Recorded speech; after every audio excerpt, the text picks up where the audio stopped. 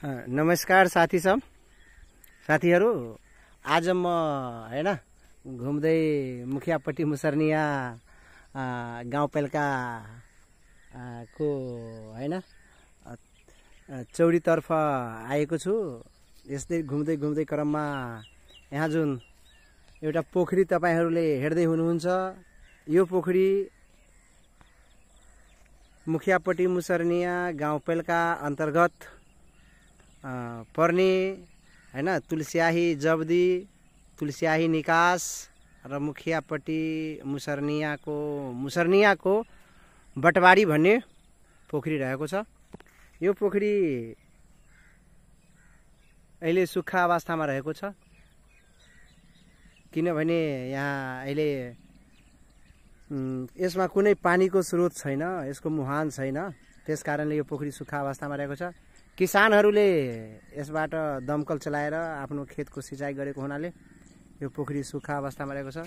तपाईहरुले बीचमा जुन हेर्दै हुनुहुन्छ यहाँ हैन जाइट पनि रहेको छ, त्यो हेर्दै हुनुहुन्छ। यो पोखरी को क्षेत्रफल हेर्ने हो भने अन्दाजी लगभग 2 बिघा जति क्षेत्र ओगटेको छ। यो यस गाउँपालिकाका एउटा ठुलो धरोहरको रूपमा रहेको छ हैन। यस्ता धरोहरहरूले पनि हाम्रा पालिकाका नाम पहिचान गराउनमा मद्दत गरिरहेका हुन्छन् हैन। अन्य ठाउँमा चाहिँ यसलाई सौन्दर्यीकरण गरी हैन पर्यटकहरूलाई लोभाउन सक्ने र पालिकाको विकास गराउनमा सहयोग पुग्दछ, त्यस्तै यहाँ पनि रहेको छ।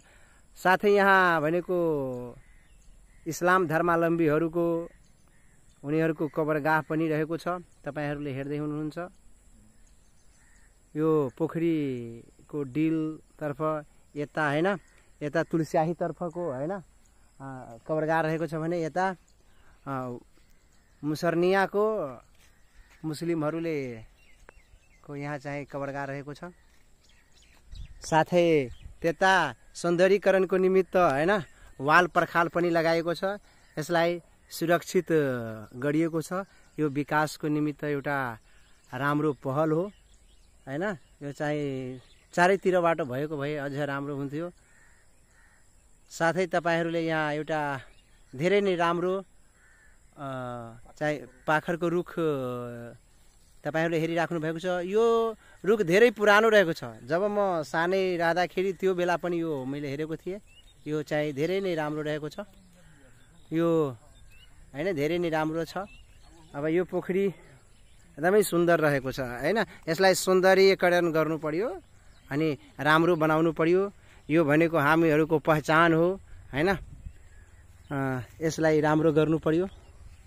अब सबैले यसमा ध्यान दिनु पर्यो हैन, पहल गर्नु पर्यो। यो एउटा राम्रो हो। यहाँ पनि पर्खाल लगाएको हैन, वाल लगाएको छ। यो एउटा राम्रो पहल हो हैन। बाटो पनि छुट्याएको छ हैन, मानिसहरू पनि गइरहेको छ हैन, राम्रो छ। यो पोखरीको अवस्थालाई अझै राम्रो बनाउनु पर्यो हैन। म अरु त केही भन्न चाहदैन, यतिकै भन्दै म तपाईहरुबाट बिदा चाहन्छु।